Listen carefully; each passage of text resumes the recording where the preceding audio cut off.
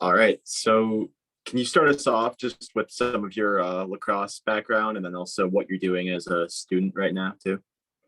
Yeah, so I started in seventh grade just because I had to leave baseball, just like a lot of other lacrosse guys, Mhm. and slowly just kept playing and learned to love the game and got into high school, and wasn't too serious about it. But junior senior year came around, and I was kind of looking into going to college for lacrosse, and I was kind of a little bit late to the game and didn't really get looks, didn't go out to tournaments really outside of Oregon. And so I kind of just um, buckled down and went to Oregon and thought it was going to be, not that fun. I thought I was going to know a lot of people from my high school, but Oregon's a huge school. There's a lot of new people that you can meet, and especially joining the lacrosse team, which was, best decision I've ever made. And as a student now, I'm going into my fifth year, basically, so I can just play another year of lacrosse. But I've spread out some classes, so we'll be okay credit wise come winter and spring. But last year or junior year, I was the vice president on the team, and last year I was the president. So COVID was a pretty difficult year to try and get the reins. But it was fun. We had some good officers. A lot of this team is pretty hardworking, so it was easy to go along with. Mm. Yeah, we're both fifth years too, so we know There the we go. grind. Yeah, we definitely relate to the officer stuff too, because we were both officers, and it definitely sucked during COVID. Yeah, Yeah, totally. tough tough to fundraise when there's not really a team going on. So that's Yeah, it's hard to get money other than dues. yeah, exactly. So how's like fall ball looking right now? Like how and what's your team's plan going into the spring as well? Like how many days a week and where are you guys practicing and stuff? So, unlike a lot of schools, you guys have already started, but we start on Monday. So for classes, so we probably won't start. Yeah, so we're in trimesters, so we start later and then end later. So we'll have our first week of classes on Monday, and I believe that second week we'll have something along with tryouts. But for fall, it's usually 2 to 3 times a week for practices, and then maybe some like scrimmages. Last year was kind of hard, but hopefully we'll get like three. There's not many teams to play around the area because there's not club teams other than like Washington, California, and then Oregon State and some D2 teams. So we try and get some scrimmages in there, and then come springtime, we usually do 5 days a week, and then games on the weekends sometimes. So yeah, but we don't have like lifting schedules. Like I know some teams do that, but we mainly just stick. If you want to do that, then it's kind of on your own time. You guys do film at all as a team, or is that just on your own too? We did that junior year while we could before COVID, and then sophomore, freshman. But this last year we couldn't just because we couldn't really get. It wasn't that serious. I mean, we only had 3 games last year, so we weren't focusing on that too much. But yeah, usually we'll try and do a day before we go on a trip to play people. And what are the numbers looking like right now for you guys? Like you have a lot of freshmen coming in, or is that something you kind of see when it happens? The new players kind of fluctuate every year, and our team sizes do as well. Like my freshman year, I'd heard that there was going to be like 60 people trying out because that's what they had the year before. And then when I got there, it was like 25 kids. And so, it always goes from like 25 to like 40. So I think this year it's in this like 30 range. And then I think we're carrying about 40 people. So we'll see what that kind of looks like. I don't know if we'll go to a 55. That's just kind of a lot of people on a team, but we'll see what happens. Yeah, we're at Purdue. We had to make cuts for like the first time ever this year because like our freshman year it was like 30 guys, and now we had like 80 coming out the first day. So it's Wow. yeah. Jeez. Yeah, we've made a couple cuts here and there, but I mean, nobody really wants to make cuts. Yeah. But if you have to, you have to. Yeah, can't have any drill killers in there too. That's so what facilities do you guys get access to too? Because like I mean I've seen all the Oregon football locker room tour, but we're talking club lacrosse. So like Yeah. Well, the funny thing about Oregon lacrosse is that everyone thinks that we're funded by the school and that like we're a part of their team, even though we're club.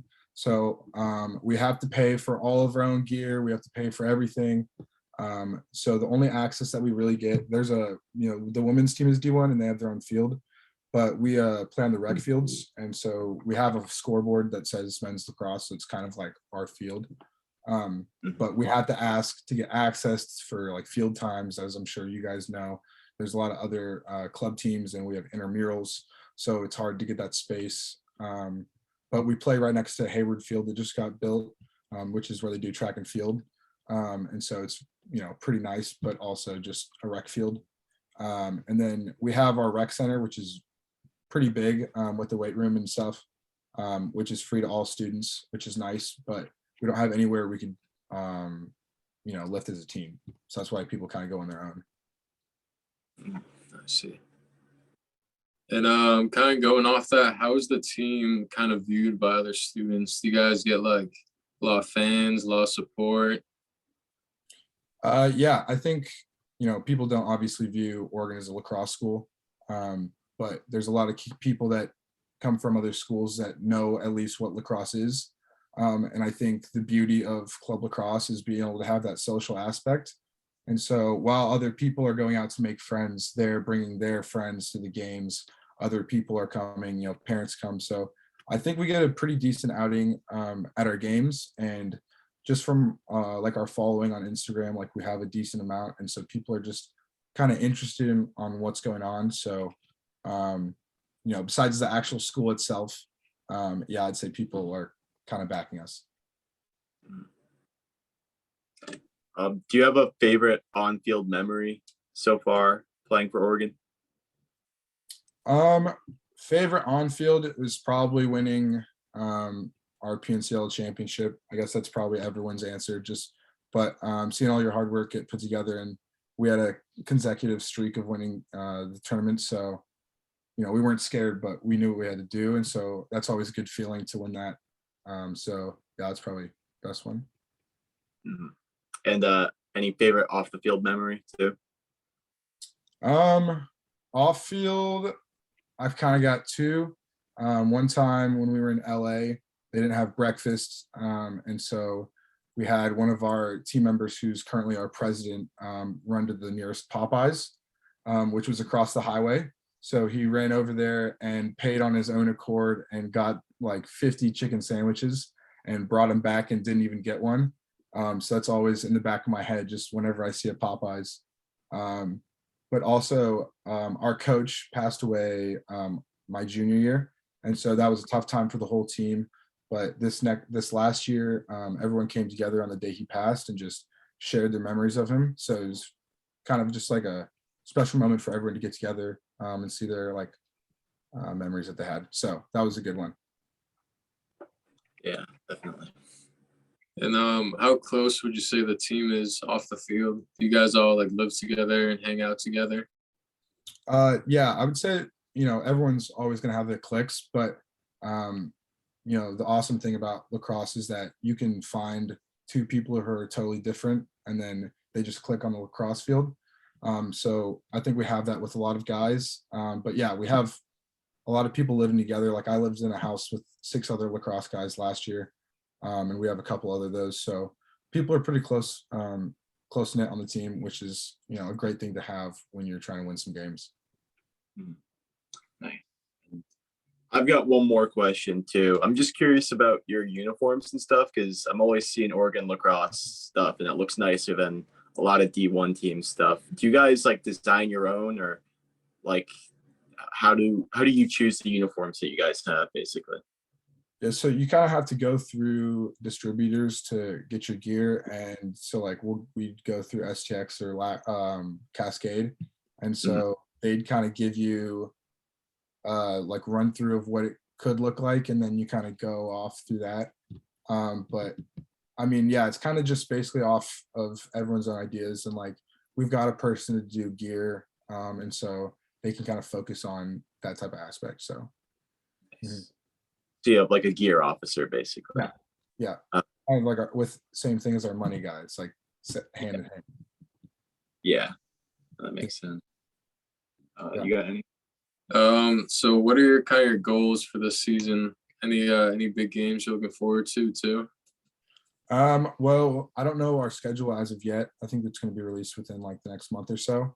But I've heard of going down to California. We usually go twice. And so there will be at least one, top 10 team that will play there. So, those are always fun games. You can't back down against those. But yeah, I think just going out and winning another PNCL championship, I think we're on number 4 right now. If you counted the first year of COVID, we would have gone 5.